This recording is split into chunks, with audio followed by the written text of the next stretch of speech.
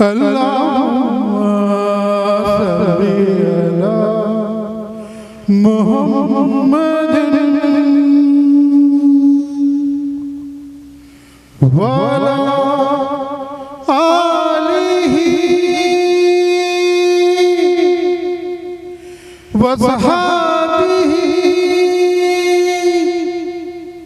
وسلم.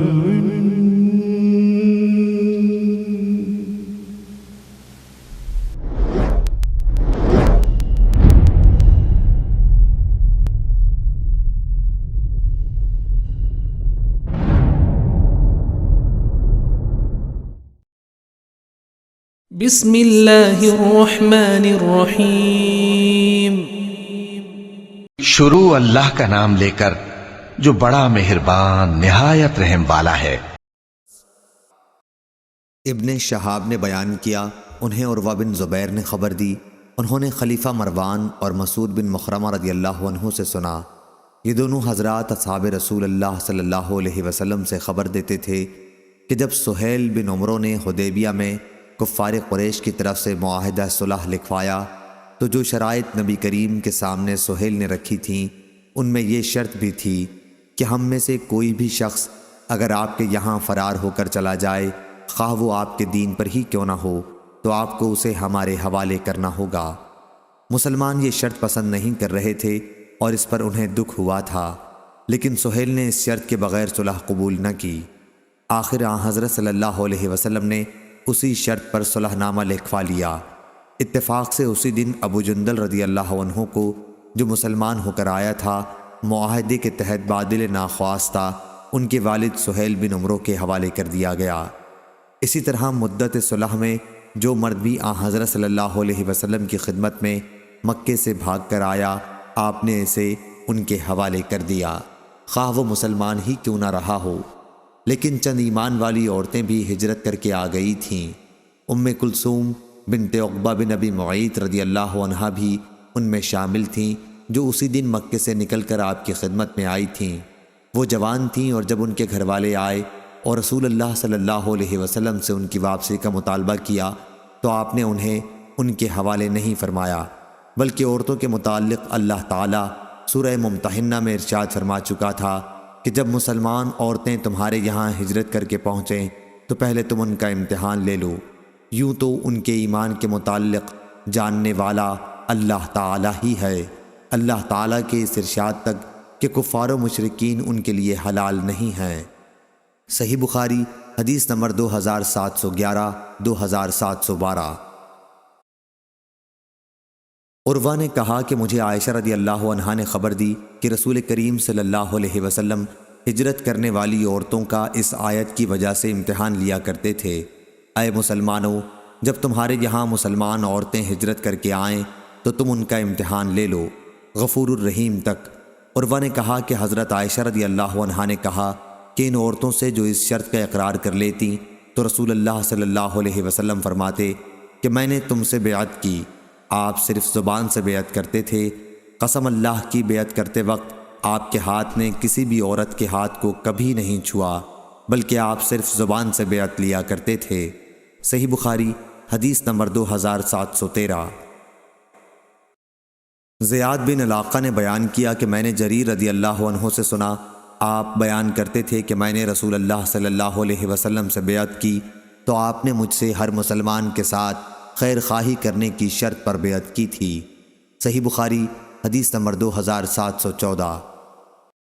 اسماعیل نے بیان کیا، ان سے قیس بن ابی حازم نے اور ان سے جریر بن عبداللہ رضی اللہ عنہ نے بیان کیا کہ رسول اللہ صلی اللہ علیہ وسلم سے میں نے نماز قائم کرنے، زکوٰۃ ادا کرنے اور ہر مسلمان کے ساتھ خیر خواہی کرنے کی شرطوں کے ساتھ بیعت کی تھی. صحیح بخاری حدیث نمبر 2715. امام مالک نے خبر دی، انہیں نافع نے اور انہیں عبداللہ بن عمر رضی اللہ عنہ نے، کہ رسول اللہ صلی اللہ علیہ وسلم نے فرمایا، جس نے کوئی ایسا کھجور کا باغ بیچا جس کی پیوند کاری ہو چکی تھی تو اس کا پھل اس سال کے بیچنے والے ہی کا ہوگا. ہاں اگر خریدار شرط لگا دے تو پھل سمیت بائے سمجھی جائے گی. صحیح بخاری حدیث نمبر 2716. لیث نے بیان کیا، ان سے ابن شہاب نے، ان سے عروہ نے اور انہیں عائشہ رضی اللہ عنہا نے خبر دی کہ بریرہ عائشہ رضی اللہ عنہا کے یہاں اپنے مکاتبت کے بارے میں ان سے مدد لینے کے لیے آئیں۔ انہوں نے ابھی تک اس معاملے میں اپنے مالکوں کو کچھ نہیں دیا تھا۔ عائشہ رضی اللہ عنہا نے ان سے فرمایا کہ اپنے مالکوں کے یہاں جا کر ان سے دریافت کرو، اگر وہ یہ صورت پسند کریں کہ تمہاری مکاتبت کی ساری رقم میں ادا کر دوں اور تمہاری ولا میرے ساتھ قائم ہو جائے تو میں ایسا کر سکتی ہوں۔ بریرہ نے اس کا تذکرہ جب اپنے مالکوں کے سامنے کیا تو انہوں نے انکار کیا اور کہا کہ وہ عائشہ رضی اللہ عنہا اگر چاہیں تو یہ کار ثواب تمہارے ساتھ کر سکتی ہیں، لیکن ولا تو ہمارے ہی ساتھ قائم ہوگی۔ عائشہ رضی اللہ عنہا نے اس کا ذکر رسول اللہ صلی اللہ علیہ وسلم سے کیا تو آپ نے ان سے فرمایا کہ تم انہیں خرید کر آزاد کر دو، ولا تو بہرحال اسی کے ساتھ قائم ہوتی ہے جو آزاد کر دے۔ صحیح بخاری حدیث نمبر 2717۔ زکریا نے بیان کیا، کہا کہ میں نے عامر سے سنا، انہوں نے بیان کیا کہ مجھ سے جابر رضی اللہ عنہ نے بیان کیا کہ وہ ایک غزوہ کے موقع پر اپنے اونٹ پر سوار آ رہے تھے۔ اونٹ تھک گیا تھا۔ حضور اکرم صلی اللہ علیہ وسلم کا ادھر سے گزر ہوا تو آپ نے اونٹ کو ایک ضرب لگائی اور اس کے حق میں دعا فرمائی۔ چنانچہ اونٹ اتنی تیزی سے چلنے لگا کہ کبھی اس طرح نہیں چلا تھا۔ پھر آپ نے فرمایا کہ اسے ایک اوقیہ میں مجھے بیچ دو۔ میں نے انکار کیا، مگر آپ کے اصرار پر پھر میں نے آپ کے ہاتھ پر بیچ دیا، لیکن اپنے گھر تک اس پر سواری کو مستثنی کرا لیا۔ پھر جب ہم مدینہ پہنچ گئے تو میں نے اونٹ آپ کو پیش کر دیا اور آپ نے اس کی قیمت بھی ادا کر دی۔ لیکن جب میں واپس ہونے لگا تو میرے پیچھے ایک صاحب کو مجھے بلانے کے لیے بھیجا۔ میں حاضر ہوا تو آپ نے فرمایا کہ میں تمہارا اونٹ کوئی لے تھوڑا ہی رہا تھا، اپنا اونٹ لے جاؤ، یہ تمہارا ہی مال ہے، اور قیمت واپس نہیں لی۔ شعبہ نے مغیرہ کے واسطے سے بیان کیا، ان سے عامر نے اور ان سے جابر رضی اللہ عنہ نے بیان کیا کہ رسول اللہ صلی اللہ علیہ وسلم نے مدینہ تک اونٹ پر مجھے سوار ہونے کی اجازت دی تھی۔ اسحاق نے جریر سے بیان کیا اور ان سے مغیرہ نے کہ جابر رضی اللہ عنہ نے فرمایا تھا، پس میں نے اونٹ اس شرط پر بیچ دیا کہ مدینہ پہنچنے تک اس پر میں سوار رہوں گا۔ عطا وغیرہ نے بیان کیا کہ رسول اللہ صلی اللہ علیہ وسلم نے فرمایا تھا، اس پر مدینے تک کی سواری تمہاری ہے۔ محمد بن منقدر نے جابر رضی اللہ عنہ سے بیان کیا کہ انہوں نے مدینہ تک سواری کی شرط لگائی تھی۔ زید بن اسلم نے جابر رضی اللہ عنہ کے واسطے سے بیان کیا کہ رسول اللہ صلی اللہ علیہ وسلم نے فرمایا تھا، مدینے تک اس پر تم ہی رہو گے۔ ابو زبیر نے جابر رضی اللہ عنہ سے بیان کیا کہ مدینے تک کی سواری کی حضور صلی اللہ علیہ وسلم نے مجھے اجازت دی تھی۔ عامش نے سالم سے بیان کیا اور ان سے جابر رضی اللہ عنہ نے کہ رسول اللہ صلی اللہ علیہ وسلم نے فرمایا، اپنے گھر تک تم اسی پر سوار ہو کے جاؤ۔ عبید اللہ اور ابن اسحاق نے وہب سے بیان کیا اور ان سے جابر رضی اللہ عنہ نے کہ اونٹ کو رسول اللہ صلی اللہ علیہ وسلم نے ایک اوقیہ میں خریدا تھا۔ اس روایت کی مطابقت زید بن اسلم نے جابر رضی اللہ عنہ سے کی ہے۔ ابن جریج نے عطا وغیرہ سے بیان کیا اور ان سے جابر رضی اللہ عنہ نے کہ نبی کریم صلی اللہ علیہ وسلم نے فرمایا تھا، میں تمہارا یہ اونٹ 4 دینار میں لیتا ہوں، اس حساب سے کہ 1 دینار 10 درہم کا ہوتا ہے، 4 دینار کا ایک اوقیہ ہوگا۔ مغیرہ نے شعبی کے واسطے سے اور انہوں نے جابر رضی اللہ عنہ سے ان کی روایت میں، اور اسی طرح ابن المنقدر اور ابو زبیر نے جابر رضی اللہ عنہ سے اپنی روایت میں قیمت کا ذکر نہیں کیا ہے۔ عامش نے سالم سے اور انہوں نے جابر رضی اللہ عنہ سے اپنی روایت میں 1 اوقیہ سونے کی وضاحت کی ہے۔ ابو اسحاق نے سالم سے اور انہوں نے جابر رضی اللہ عنہ سے اپنی روایت میں 200 درہم بیان کیے ہیں، اور داؤد بن قیس نے بیان کیا، ان سے عبید اللہ بن مقسم نے اور ان سے جابر رضی اللہ عنہ نے کہ حضرت صلی اللہ علیہ وسلم نے اونٹ تبوک کے راستے میں غزوہ سے واپس ہوتے ہوئے خریدا تھا۔ میرا خیال ہے کہ انہوں نے کہا کہ 4 اوقیہ میں خریدا تھا۔ ابو نضرہ نے جابر رضی اللہ عنہ سے روایت میں بیان کیا کہ 20 دینار میں خریدا تھا۔ شعبی کے بیان کے مطابق 1 اوقیہ ہی زیادہ روایتوں میں ہے، اسی طرح شرط لگانا بھی زیادہ روایتوں سے ثابت ہے، اور میرے نزدیک صحیح بھی یہی ہے۔ یہ ابو عبداللہ امام بخاری رحمہ اللہ نے فرمایا۔ صحیح بخاری حدیث نمبر 2718۔ ابو زناد نے بیان کیا، ان سے اعرج نے اور ان سے ابو ہریرہ رضی اللہ عنہ نے بیان کیا کہ انصار رضوان اللہ علیہم نے نبی کریم صلی اللہ علیہ وسلم کے سامنے مواخات کے بعد یہ پیشکش کی کہ ہمارے کھجور کے باغات آپ ہم میں اور ہمارے بھائیوں مہاجرین میں تقسیم فرما دیں، لیکن حضرت صلی اللہ علیہ وسلم نے فرمایا کہ نہیں۔ اس پر انصار نے مہاجرین سے کہا کہ آپ لوگ ہمارے باغوں کے کام کر دیا کریں اور ہمارے ساتھ پھل میں شریک ہو جائیں۔ مہاجرین نے کہا کہ ہم نے سن لیا اور ہم ایسا ہی کریں گے۔ صحیح بخاری حدیث نمبر 2719۔ جریر بن اسما نے بیان کیا، ان سے نافع نے اور ان سے عبداللہ رضی اللہ عنہ نے کہ رسول اللہ صلی اللہ علیہ وسلم نے خیبر کی زمین یہودیوں کو اس شرط پر دی تھی کہ اس میں کام کریں اور اسے بوئیں تو آدھی پیداوار انہیں دی جایا کرے گی۔ صحیح بخاری حدیث نمبر 2720۔ یزید بن ابی حبیب نے بیان کیا، ان سے ابو الخیر نے اور ان سے عقبہ بن عامر رضی اللہ عنہ نے بیان کیا کہ رسول اللہ صلی اللہ علیہ وسلم نے فرمایا، وہ شرطیں جن کے ذریعے تم نے عورتوں کی شرمگاہوں کو حلال کیا ہے پوری کی جانے کی سب سے زیادہ مستحق ہیں۔ صحیح بخاری حدیث نمبر 2721۔ یحییٰ بن سعید نے بیان کیا، کہا کہ میں نے حنظلہ زرقی سے سنا، انہوں نے کہا کہ میں نے رافع بن خدیج رضی اللہ عنہ سے سنا، آپ بیان کرتے تھے کہ ہم اکثر انصار کاشتکاری کیا کرتے تھے اور ہم زمین بٹائی پر دیتے تھے۔ اکثر ایسا ہوتا کہ کسی کھیت کے ایک ٹکڑے میں پیداوار زیادہ ہوتی اور دوسرے میں نہ ہوتی، اس لیے ہمیں اس سے منع کر دیا گیا، لیکن چاندی روپے وغیرہ کے لگان سے منع نہیں کیا گیا۔ صحیح بخاری حدیث نمبر 2722۔ معمر نے بیان کیا، ان سے زاہری نے، ان سے سعید نے اور ان سے ابو ہریرہ رضی اللہ عنہ نے کہ نبی کریم صلی اللہ علیہ وسلم نے فرمایا، کوئی شہری کسی دیہاتی کا مال تجارت نہ بیچے، کوئی شخص نجش نہ کرے اور نہ اپنے بھائی کی لگائی ہوئی قیمت پر بھاؤ بڑھائے، نہ کوئی شخص اپنے کسی بھائی کے پیغام نکاح کی موجودگی میں اپنا پیغام بھیجے، اور نہ کوئی عورت کسی مرد سے اپنی بہن کی طلاق کا مطالبہ کرے جو اس مرد کے نکاح میں ہو، تاکہ اس طرح اس کا حصہ بھی خود لے لے۔ صحیح بخاری حدیث نمبر 2723۔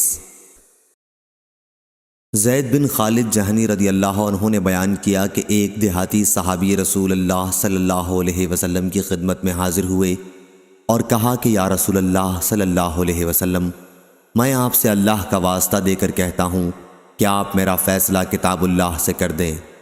دوسرے فریق نے، جو اس سے زیادہ سمجھدار تھا، کہا کہ جی ہاں، کتاب اللہ سے ہی ہمارا فیصلہ فرمائیے اور مجھے اپنا مقدمہ پیش کرنے کی اجازت دیجیے۔ حضرت صلی اللہ علیہ وسلم نے فرمایا کہ پیش کر۔ اس نے بیان کرنا شروع کیا کہ میرا بیٹا ان صاحب کے یہاں مزدور تھا، پھر اس نے ان کی بیوی سے زنا کر لیا۔ جب مجھے معلوم ہوا کہ زنا کی سزا میں میرا لڑکا رجم کر دیا جائے گا تو میں نے اس کے بدلے میں 100 بکریاں اور 1 باندی دی۔ پھر علم والوں سے اس کے بارے میں پوچھا تو انہوں نے بتایا کہ میرے لڑکے کو زنا کی سزا میں، کیونکہ وہ غیر شادی شدہ تھا، 100 کوڑے لگائے جائیں گے اور 1 سال کے لیے شہر بدر کر دیا جائے گا، البتہ اس کی بیوی رجم کر دی جائے گی۔ رسول اللہ صلی اللہ علیہ وسلم نے فرمایا، اس ذات کی قسم جس کے ہاتھ میں میری جان ہے، میں تمہارا فیصلہ کتاب اللہ ہی سے کروں گا۔ باندی اور بکریاں تمہیں واپس ملیں گی اور تمہارے بیٹے کو 100 کوڑے لگائے جائیں گے اور 1 سال کے لیے جلا وطن کیا جائے گا۔ اچھا انیس، تم اس عورت کے یہاں جاؤ، اگر وہ بھی زنا کا اقرار کر لے تو اسے رجم کر دو، کیونکہ وہ شادی شدہ تھی۔ بیان کیا کہ انیس رضی اللہ عنہ اس عورت کے یہاں گئے اور اس نے اقرار کر لیا، اس لیے رسول اللہ صلی اللہ علیہ وسلم کے حکم سے وہ رجم کی گئی۔ صحیح بخاری حدیث نمبر 2724 2725۔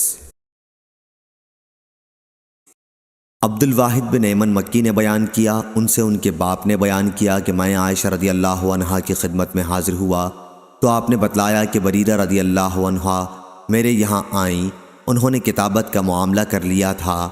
مجھ سے کہنے لگیں کہ اے ام المومنین، مجھے آپ خرید لیں کیونکہ میرے مالک مجھے بیچنے پر آمادہ ہیں، پھر آپ مجھے آزاد کر دینا۔ حضرت عائشہ رضی اللہ عنہا نے فرمایا کہ ہاں، میں ایسا کر لوں گی، لیکن بریرہ رضی اللہ عنہا نے پھر کہا کہ میرے مالک مجھے اسی وقت بیچیں گے جب وہ ولا کی شرط اپنے لیے لگا لیں۔ اس پر عائشہ رضی اللہ عنہا نے فرمایا کہ پھر مجھے ضرورت نہیں ہے۔ جب نبی کریم صلی اللہ علیہ وسلم نے سنا یا آپ کو معلوم ہوا راوی کو شبہ تھا، تو آپ نے فرمایا کہ بریرہ رضی اللہ عنہا کا کیا معاملہ ہے، تم انہیں خرید کر آزاد کر دو، وہ لوگ جو چاہیں شرط لگا لیں۔ حضرت عائشہ رضی اللہ عنہا نے کہا کہ میں نے بریرہ رضی اللہ عنہا کو خرید کر آزاد کر دیا اور اس کے مالک نے ولا کی شرط اپنے لیے محفوظ رکھی۔ حضرت صلی اللہ علیہ وسلم نے یہی فرمایا کہ ولا اسی کے ساتھ ثابت ہوتی ہے جو آزاد کرے، دوسرے جو چاہیں شرطیں لگاتے رہیں۔ صحیح بخاری حدیث نمبر 2726۔ محمد بن عرورہ نے بیان کیا، کہا ہم سے شعبہ نے، ان سے عدی بن ثابت نے، ان سے ابو حازم نے اور ان سے ابو ہریرہ رضی اللہ عنہ نے کہ رسول اللہ صلی اللہ علیہ وسلم نے تجارتی قافلوں کی پیشوائی سے منع فرمایا تھا، اور اس سے بھی کہ کوئی شہری کسی دیہاتی کا سامان تجارت بیچے، اور اس سے بھی کہ کوئی عورت اپنی دینی یا نسبی بہن کے طلاق کی شرط لگائے، اور اس سے کہ کوئی اپنے کسی بھائی کے بھاؤ پر بھاؤ لگائے۔ اسی طرح آپ نے نجش اور تسریہ سے بھی منع فرمایا۔ محمد بن عرورہ کے ساتھ اس حدیث کو معاذ بن معاذ اور عبدالصمد بن عبد الوارث نے بھی شعبہ سے روایت کیا ہے، اور غندر اور عبد الرحمن بن مہدی نے یوں کہا کہ ممانعت کی گئی تھی مجہول کے صیغے کے ساتھ۔ آدم بن ابی ایاس نے یوں کہا کہ ہمیں منع کیا گیا تھا۔ نظر اور حجاج بن منحال نے یوں کہا کہ منع کیا تھا رسول اللہ صلی اللہ علیہ وسلم نے۔ صحیح بخاری حدیث نمبر 2727۔